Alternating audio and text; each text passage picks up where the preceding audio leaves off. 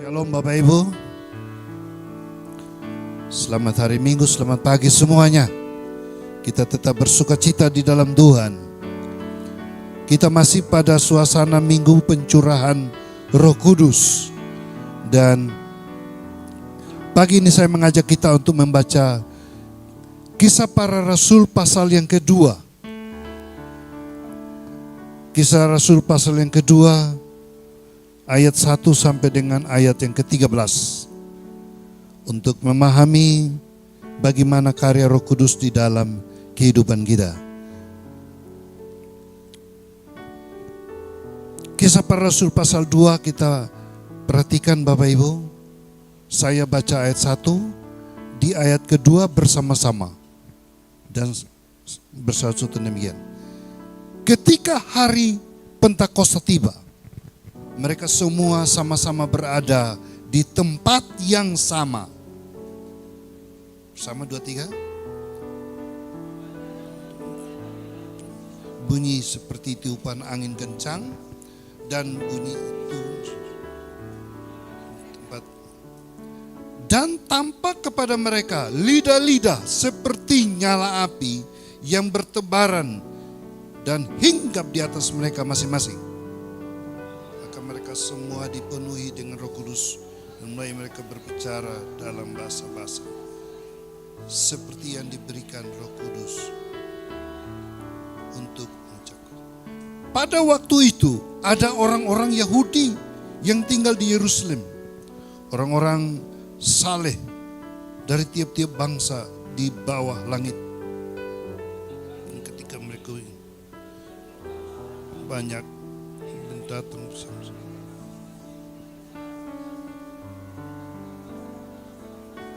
Sendiri. Mereka takjub dan heran sambil berkata, bukankah mereka semua yang sedang berbicara adalah orang-orang Galilea? Dan mereka memenuhi masing-masing.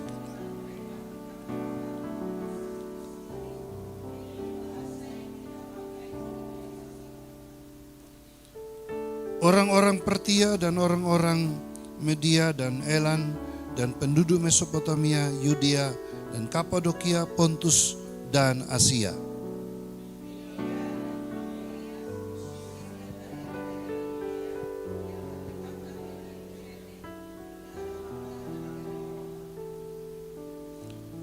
Orang-orang Kreta dan Arab, kita mendengar mereka berbicara dengan bahasa kita tentang perbuatan-perbuatan besar Allah.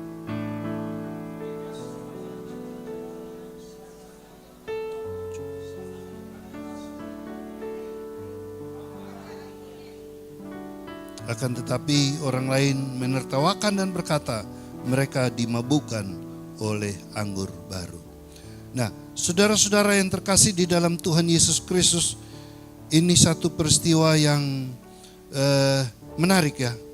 Bahwa belum pernah terjadi ada satu fenomena seperti itu. Ibadah Yahudi pada zaman itu ibadah yang sakral. Ibadah yang formal. Ibadah juga yang simple. Jadi hanya ada nyanyi, ada doa, dan kemudian ada penyampaian khotbah seperti pagi ini saya khotbah. Tidak banyak hal di dalam ibadah itu. Tetapi kita lihat di sini di dalam ibadah yang dihadiri oleh 120 orang. 120 itu antara lain murid-murid dan orang-orang percaya yang menyaksikan Yesus terangkat ke sorga. Dan mereka berdoa di satu tempat khusus dalam persekutuan mereka yang indah. Dan di sini dikatakan bahwa apa yang terjadi? Tiba-tiba mereka mengalami sesuatu yang luar biasa di tengah-tengah mereka. Yaitu Roh Kudus dicurahkan. Dan mereka semua yang hadir di situ dipenuhi oleh Roh Kudus. Jadi mereka dipenuhi Roh Kudus. Bagaimana kalau saya bertanya Bapak Ibu, mau enggak dipenuhi oleh Roh Kudus? Enggak mau. Mau apa enggak mau? Ini memang pertanyaan yang belum siap Mau untuk apa, tidak mau kenapa gitu kan. Apalagi saya tahu sekarang ini pengajaran tentang Roh Kudus ini macam-macam. Tekanannya, khotbah juga macam-macam. Jadi akhirnya juga membingungkan sehingga banyak orang bilang, ya sudahlah, masalah penuh Roh Kudus itu urusan masing-masing. Saya nggak mau tahu. Entah orang bilang saya sudah penuh, atau masih setengah, atau seperapat, atau tidak ada Roh Kudus, terserah orang. Yang penting ini saya. Karena sudah membingungkan ya. Praktek orang mengatakan dipenuhi Roh Kudus itu begini, begitu. Dan kita jadinya bingung ya, maunya yang mana, seperti apa. Nah tapi saya baca berkali-kali teks ini, saya juga sudah khotbahkan banyak kali. Tapi saya masih menemukan lagi ada hal yang unik yang harus menjadi prinsip pegangan hidup kita. Bila kita siap dipenuhi Roh Kudus, kita harus tahu dulu saudara-saudara. Bukan moro-moro tiba-tiba terjadi blak begitu ya. Nah saudara-saudara, penting sekali. Dan akhirnya kalau kita mengerti, kita juga siap dipenuhi oleh Roh Kudus. Karena konteksnya di sini orang-orang yang dipenuhi Roh Kudus itu bukan seperti Bapak Ibu Saudara dan saya yang tidak punya pemahaman. Mereka mengerti betul karena itu sudah diajarkan sebelum Yesus naik ke sorga. Peranan Roh Kudus mereka udah tahu. Dan mereka memang dalam kondisi menunggu kapan itu yang dijanjikan itu. Dan mereka juga sudah tahu apa tujuan daripada pencurahan Roh Kudus, yaitu menjadi saksi. Jadi ini orang-orang yang betul-betul siap pikiran, siap pengetahuan, dan siap hati mereka juga. Bukan tiba-tiba berdoa kemudian blak seperti itu. Wah, saya pikir pelajaran yang sangat penting. Jadi saudara-saudara, mari kita punya kerinduan yang sama juga. Di akhir zaman ini saya percaya Roh Kudus bisa memenuhi kita. Jadi Bapak Ibu siap ya dipenuhi Roh Kudus? Amin. Jangan takut, saya tidak bikin geblak semua. Saya tidak undang berdiri di sini kemudian saya roboh, itu enggak begitu dah. Atau dari jarak jauh begini, Pak Bas langsung terlempar ke atas kursi sana. Enggak seperti itu deh. Enggak usah khawatir. Atau yang duduk dekat pintu Michael gitu, saya langsung ke bawah. Saya tarik lagi, naik ke atas lagi. Enggak kayak begitu deh. Nah saudara-saudara, seperti itu yang saya juga sudah nonton di YouTube, di mana-mana itu aneh-aneh saja kan.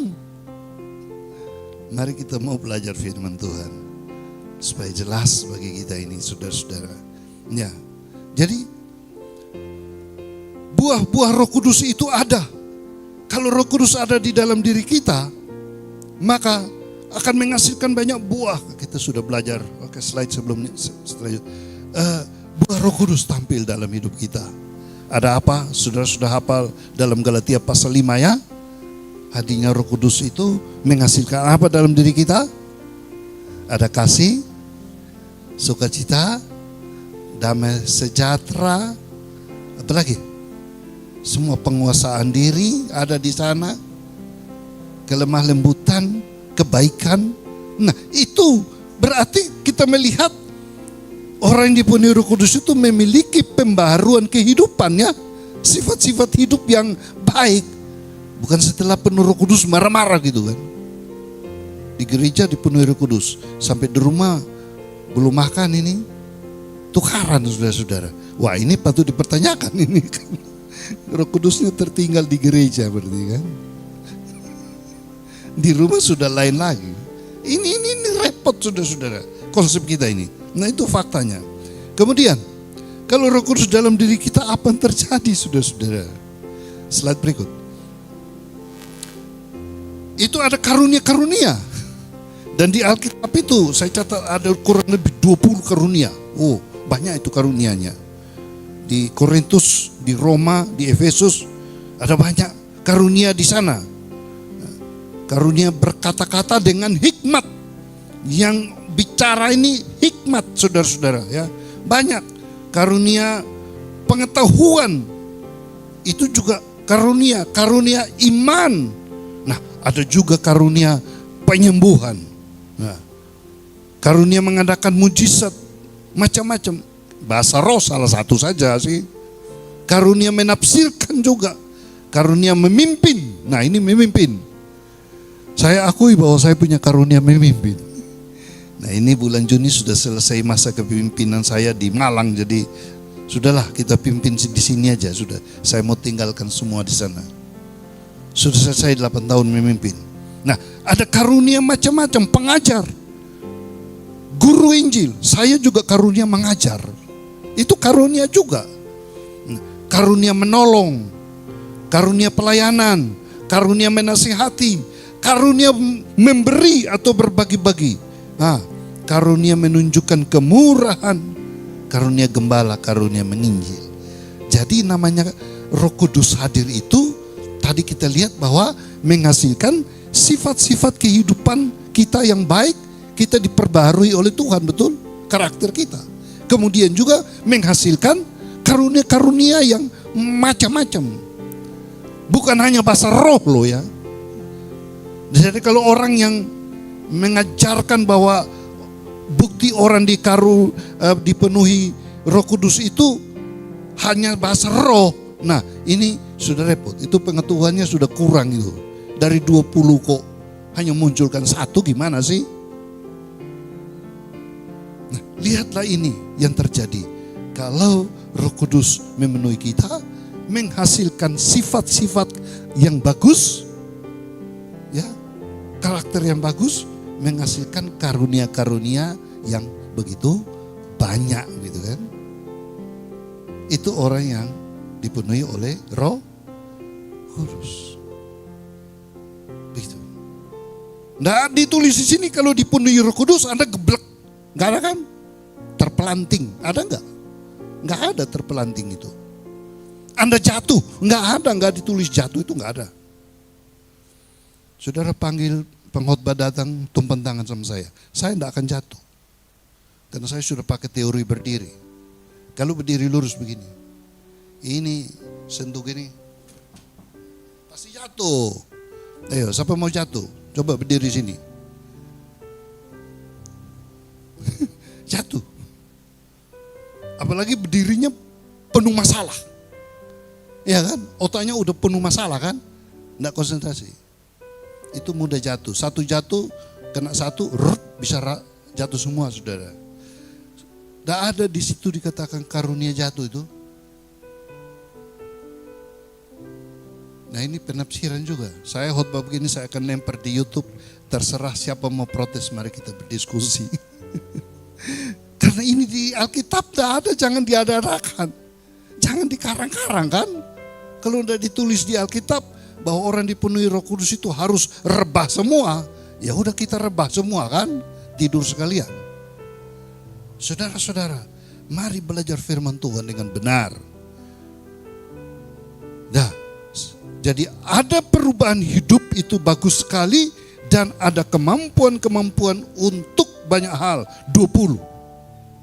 Wah.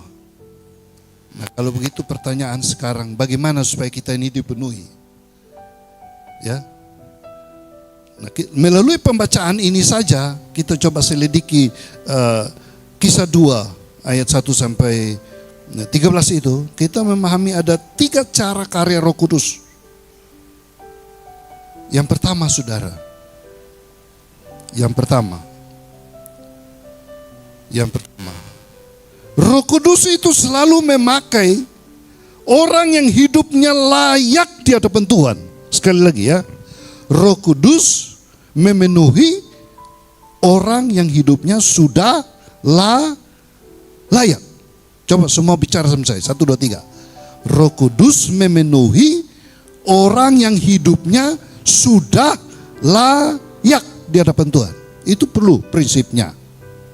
Roh Kudus memenuhi orang yang hidupnya sudah layak di hadapan Tuhan. Kalau saudara belum layak, hidup Anda masih berdosa, dosa-dosa belum dibereskan, ya minta maaf. Namanya saja Roh yang Kudus. Roh Kudus itu adalah pribadi Allah yang ketiga. Bagaimana tinggal di dalam diri seorang manusia yang berdosa ini? Dia perlu bertobat dulu, mengakui dosa-dosa. Petrus nanti dengar lanjutan khotbah Petrus setelah peristiwa yang terjadi. Apa yang dikatakan Petrus? Bertobatlah dulu dan beri dirimu dibaptis, maka kamu akan dipenuhi. Jadi masalah dipenuhi Roh Kudus itu enggak sembarang. Anda perlu bertobat dulu. Nah, bertobat bagaimana? Bertobat dari apa kira-kira? Kalau kita, pertobatan itu menyangkut berbagai aspek. Dari perilaku-perilaku moral, etika, yaitu bertobat juga. Tapi juga pertobatan itu perubahan dari konsep berpikir tentang Tuhan. Semua orang di Yerusalem ini orang-orang yang sudah bertobat. Saudara baca di sana berkumpul orang-orang saleh ya, betul enggak? Dari berbagai tempat itu ada ibadah raya, kebaktian tahunan di Yerusalem. Orang-orang Yahudi 1 tahun sekali beribadah di situ. Mereka sudah bertobat secara moral mungkin. Mereka orang-orang dikatakan orang-orang saleh, suka berdoa dan beribadah. Tapi mereka belum bertobat dari konsep teologis. Yang berteriak Yesus disalibkan. Yang menolak menyangkali Yesus sebagai Allah yang hidup. Dan ini perlu pertobatan logika, intelektual, teologis, pandangan tentang Tuhan.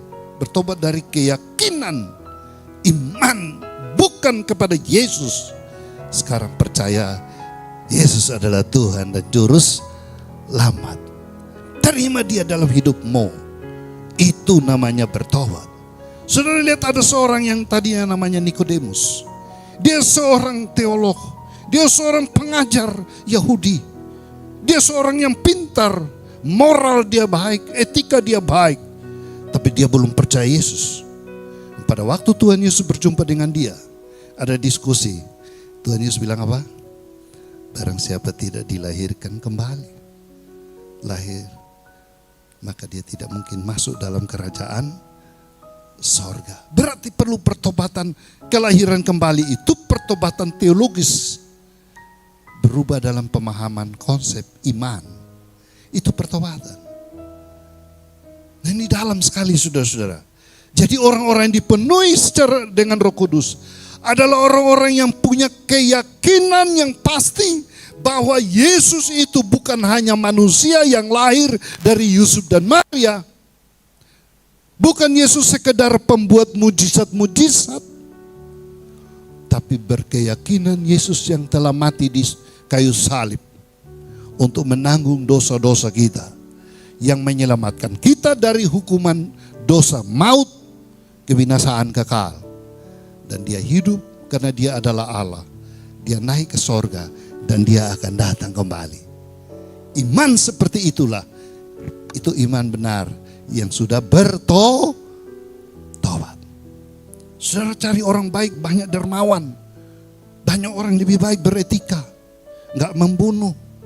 Enggak hidup dengan keluarga yang berantakan, baik-baik semua.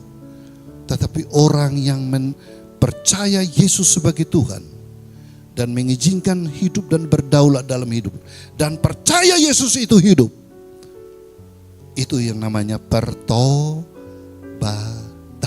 Begitu ya. Jadi siapa perlu bertobat?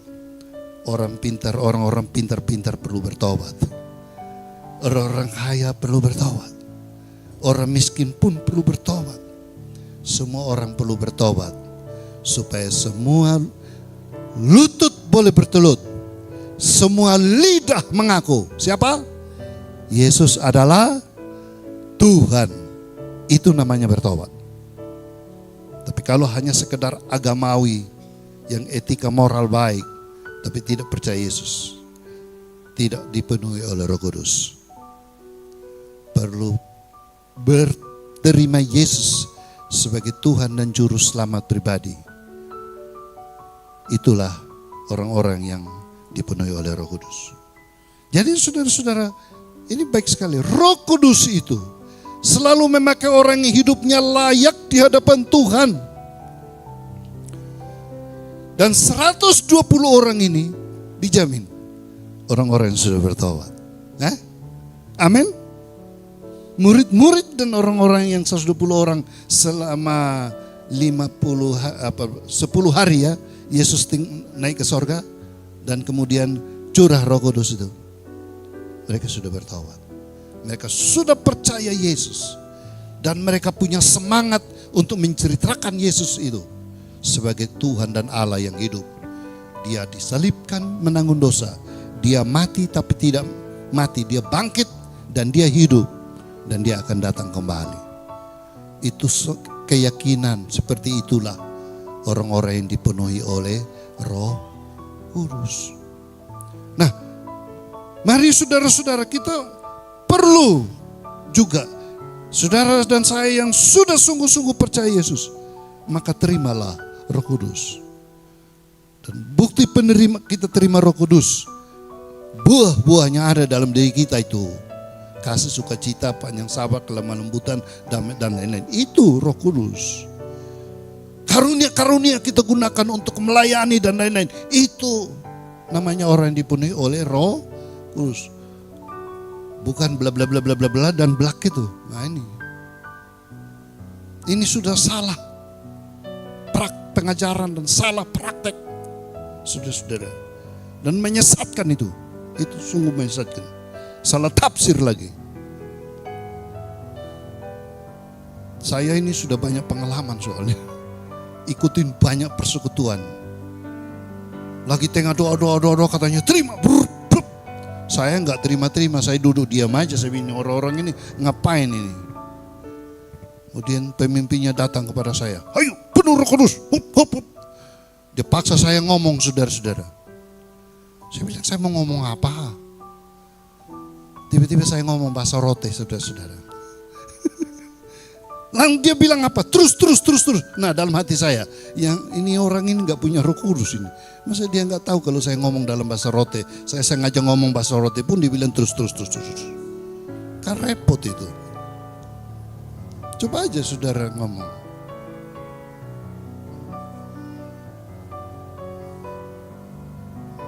Ini orang-orang timur sini ngomong aja bahasa timur. Ngomong aja bahasa Batak. Ngomong semua bahasa kita pakai. Itu orang bilang kita udah penuh Roh Kudus ya. Padahal kita sedang ngomong dengan bahasa kita. Nah itu bagaimana saudara? Nah saudara lihat di sini bahwa kita harus settle dulu. Kita harus siap dulu. Kita harus bertobat dulu. Kita harus terima Yesus dalam hidup kita. Mengakui dia sebagai Allah yang hidup. Tuhan di atas segala Tuhan, Raja di atas segala Raja, yang sudah mati di kayu salib menanggung dosa-dosa kita, yang sudah memberikan hidup yang kekal bagi kita. Itulah orang-orang yang dipenuhi oleh Roh Kudus. Tapi kalau yang datang ini bawa masalah-masalah, wah ini orang-orang yang belum bisa dipenuhi oleh Roh Kudus. Ini masih penuh yang suka rokok kudus juga. Datang masalah keluarga, masalah suami istri mau bercerai, masalah berantem karena anak, masalah rumah tangga, masalah pekerjaan. Banyak masalah-masalah kita bawa di gereja. Ya gak apa-apa sih kita datang. Tapi orang model seperti ini belum bisa dipenuhi oleh Roh Kudus. Paling Roh Kudus dia perlu sadar dan bertobat.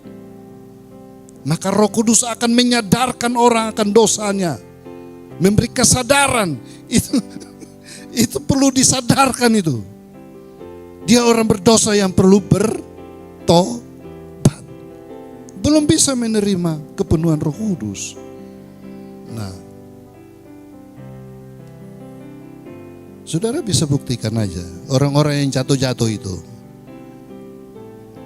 Nanti cek dia ke rumah, pulang di mana itu. Pulang rumah masih bawa masalah. Minggu depan ikut ibadah lagi, jatuh lagi. Karena masalahnya belum selesai saudara. Perlu dilayani konseling pribadi. Doa dulu, selesaikan. Nah, baru dipenuhi Roh Kudus, ya betul itu kan. Itu baru betul. Saudara-saudara, ya siapapun dengar khotbah ini, boleh kita diskusi. Saya berani menantang orang untuk bicara tentang hal yang benar mengikuti Alkitab. Apa yang dikatakan Alkitab, Bapak Ibu ya? Ini bukan karang-karang. Orang yang dipenuhi Roh Kudus adalah orang yang hidupnya sudah layak di hadapan Tuhan. Ucap satu kali lagi, 2, 3. Orang yang dipenuhi Roh Kudus adalah orang yang hidupnya layak di hadapan Tuhan. Pegang itu. Yang kedua, kalau mau dipenuhi Roh Kudus, apa? Roh Kudus menggunakan manusia, menggunakan bahasa manusia yang jelas. Ingat, ini. Roh Kudus menggunakan bahasa manusia yang jelas. Orang yang dipenuhi Roh Kudus menggunakan bahasa yang jelas. Bahasa harus jelas. Itu dia. Lah, yang praktek sekarang, orang bilang dipenuhi Roh Kudus, keluarkan bahasa-bahasa yang tidak jelas. Betul ini. Sikir raba. Apa itu raba? Hah? Sandal lawas. Sandal baru lebih baik daripada sandal lawas. Ku raba. Apa yang kau raba? Siapa yang kau raba? Cari masalah kau. Itu yang saya dengar di mana-mana. Sikir raba. Wah, ini dia. Bahasa apa itu? Kalau bisa dijelaskan boleh. Kalau enggak jangan ngomong-ngomong aja, bunyi-bunyi aja. Minta maaf Bapak Ibu, saya harus khotbah keras buat jemaat Torsina ini. Biar kita 1-2 orang masuk surga daripada semua masuk neraka gara-gara sandal lawas.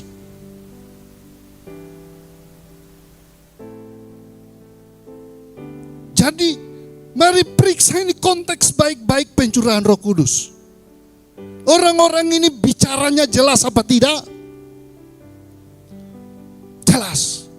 Mereka bicara dalam banyak bahasa, walaupun bukan bahasa mereka, tapi bahasa yang diucapkan itu jelas bagi orang yang mendengar. Karena konteks pada zaman itu, ada banyak orang di sana dengan bahasa-bahasa yang berbeda-beda, dan mengucapkan bahasa yang jelas untuk dimengerti oleh orang yang belum percaya Yesus. Konteksnya begitu. Jadi untuk apa bicara sikir raba-raba yang tidak jelas itu? Raba-raba sembarang bahaya kau. Coba duduk kau raba istri orang di sebelah. Pulang kau pisau nanti kau. Jangan raba-raba. Bahasa jelas. Baca Alkitab baik-baik. 120 orang mengalami pencurahan Roh Kudus. Ucapan bahasanya jelas. Nah ini prakteknya ini yang gak jelas. Karang-karang saja itu. Apalagi bikin gementar-gementar. Ini pesawat mau terbang atau gimana ini?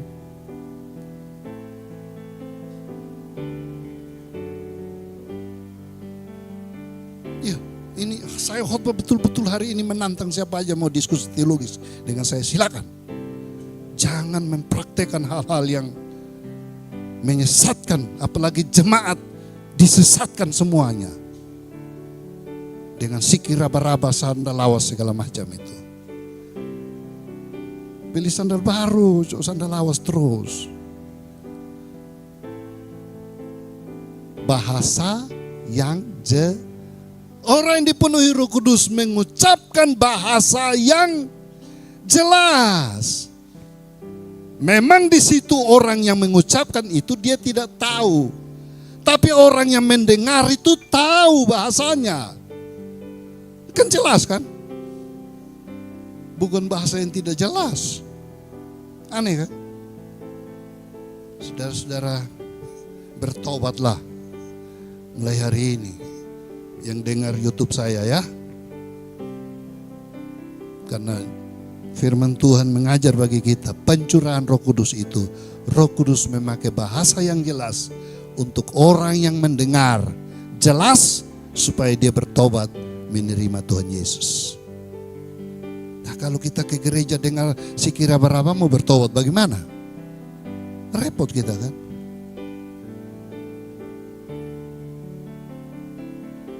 Itu yang diajarkan oleh Alkitab, saudara-saudara. Menggunakan bahasa yang jelas untuk kepentingan penginjilan. Pelayanan orang lain boleh diberkati. Begitu saudara-saudara.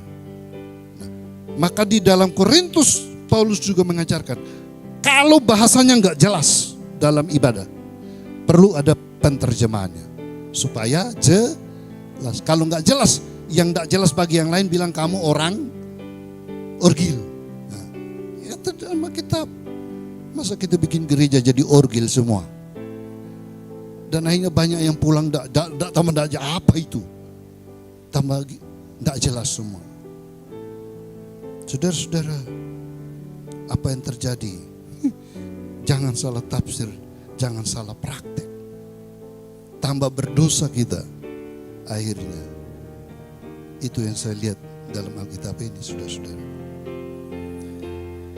Yang ketiga,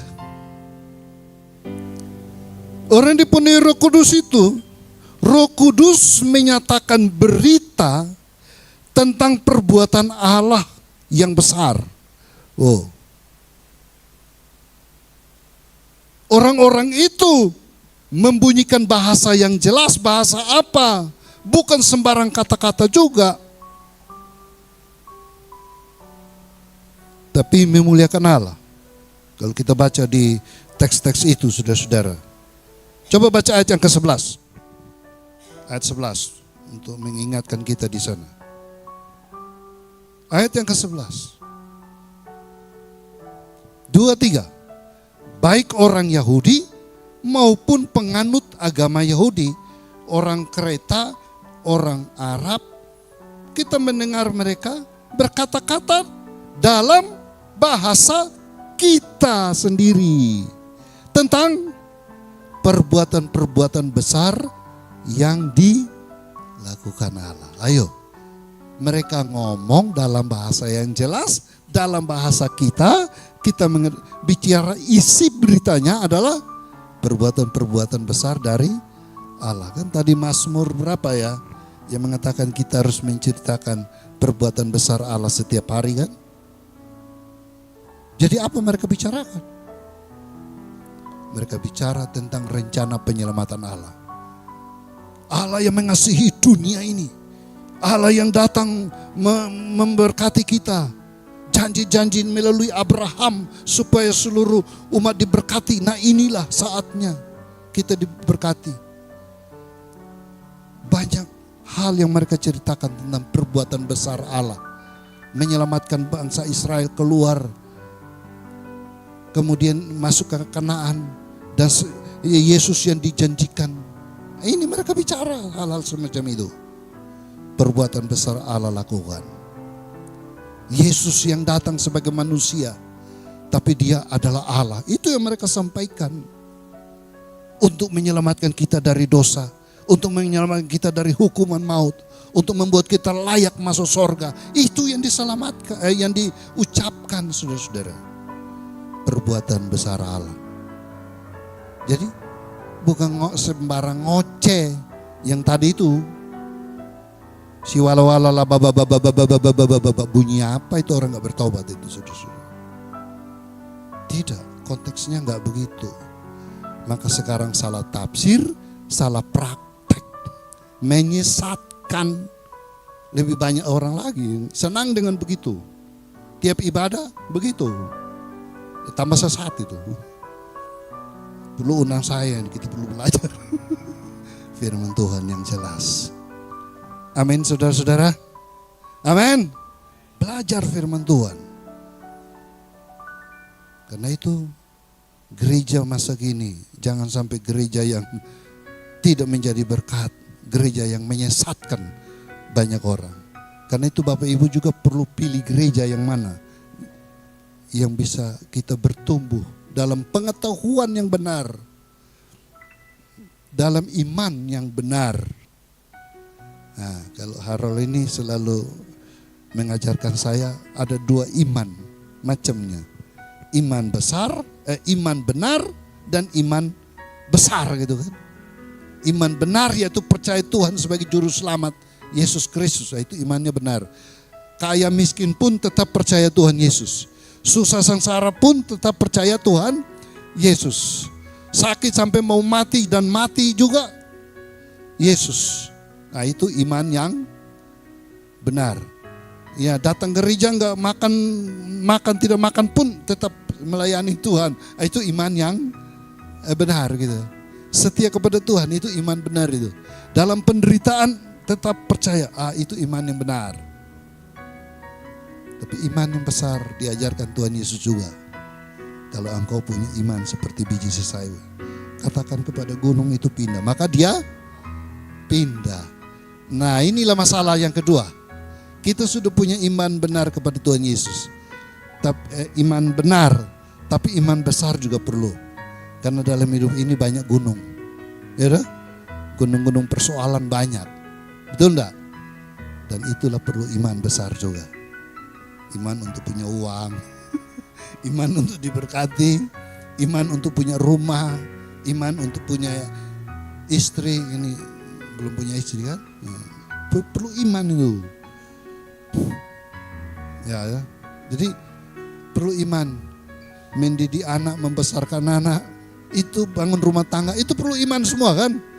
Melewati masalah-masalah hidup di dunia ini yang berat-berat ini, kita perlu beriman juga kan? Wah, situasi ekonomi yang naik turun, ini hidup juga dengan iman kan, katanya begitu. Nah, ini tapi butuh iman yang besar, sudah. Jadi perlu kita bertumbuh di dalam Tuhan, dan Tuhan mau memakai kita menjadi alat di dalam tangannya. Nah, itu saudara-saudara, Petrus menulis. Mari kita baca. Petrus juga berkhotbah setelah pencurahan Roh Kudus ini. Tapi dia juga menulis surat kepada jemaat-jemaat. Dia mengatakan 1 Petrus 2 ayat 9 dan 10. Ya. Orang yang sudah percaya Yesus itu orang-orang yang memberitakan perbuatan besar. Ya. Yang sudah memanggil mereka. Mari kita baca 1 Petrus 2 ayat yang ke-9. 2-3. Tetapi kamulah bangsa yang terpilih, imamat yang rajani, bangsa yang kudus, umat kepunyaan Allah sendiri, supaya kamu memberitakan perbuatan yang besar dari Dia yang telah memanggil kamu keluar dari kegelapan kepada terangnya yang ajaib. Petrus menulis surat kepada jemaat-jemaat di perantauan. Mereka itu orang-orang yang dipanggil Tuhan, dipilih Tuhan, yang percaya Yesus itu.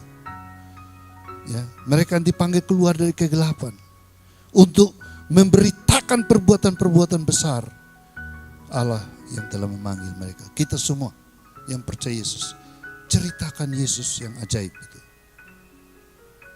kepada dunia ini. Tujuannya menjadi saksi. Kembali lagi di dalam Kisah 1 ayat 8, tujuan orang dipenuhi Roh Kudus itu apa? Kisah Para Rasul 1 ayat yang ke-8, itu tujuan utama. Kisah Para Rasul 1 ayat yang ke-8. Sebelum Yesus naik ke surga, Dia janjikan ini. 2, 3. Tetapi kamu akan menerima kuasa kalau Roh Kudus turun ke atas kamu, dan kamu akan menjadi saksiku di Yerusalem, dan di seluruh Yudea dan Samaria sampai ke ujung bumi. Terima Roh Kudus untuk apa? Untuk menjadi saksi. Dipenuhi Roh Kudus untuk apa?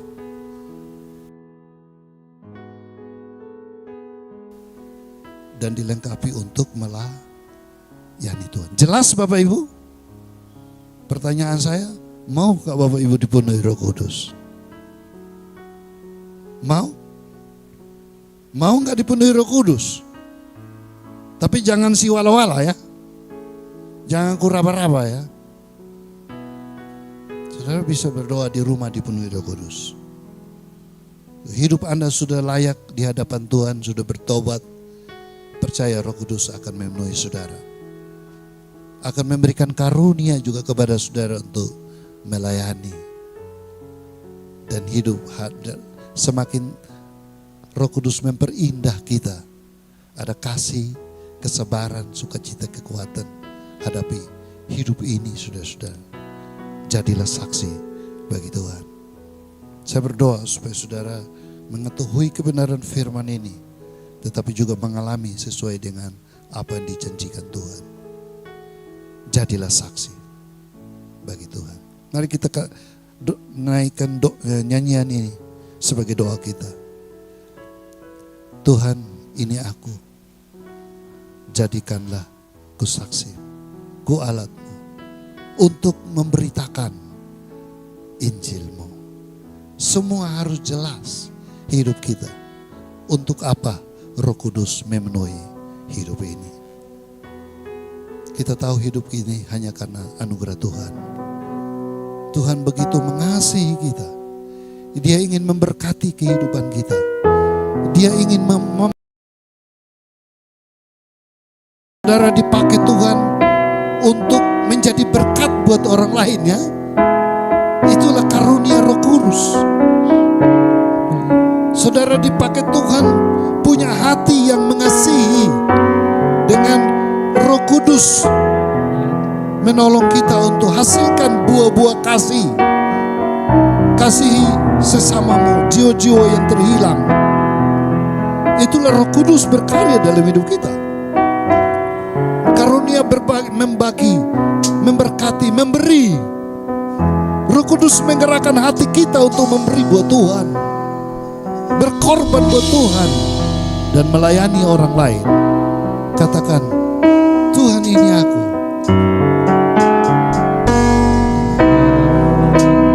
Ini aku, jadikanlah ku alatmu untuk memberitakan Injilmu. Tuhan, ini aku Tuhan.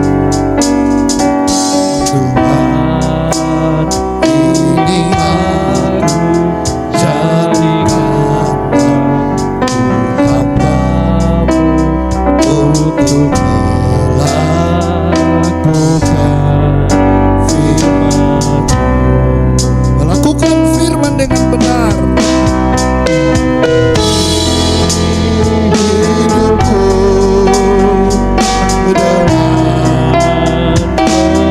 minta Roh Kudus hadir, penuhi kita menjadi saksi.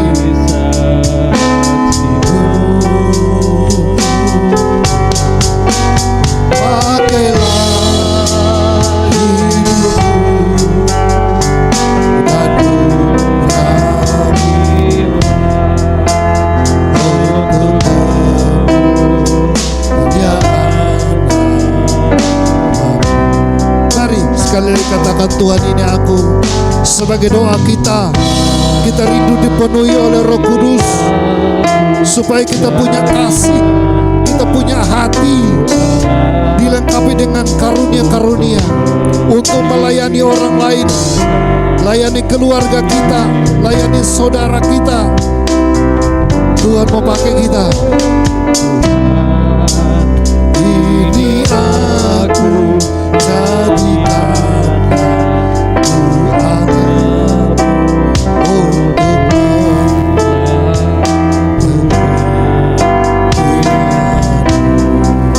penuhi kami Tuhan.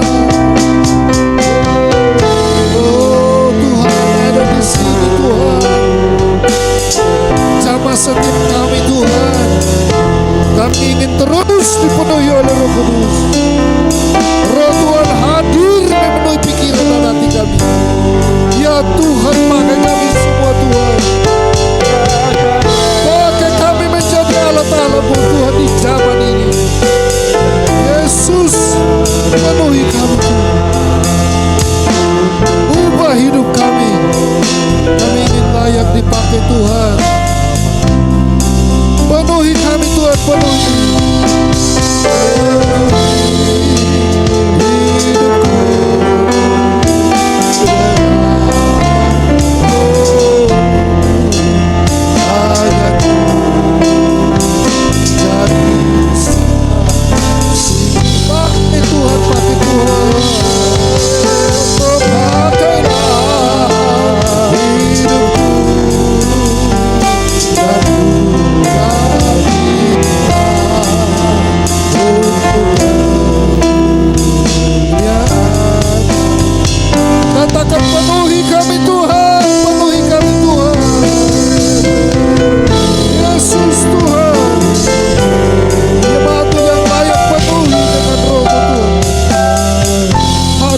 Tuhan Yesus, pakai kami semua Tuhan, bersaksi bagi dunia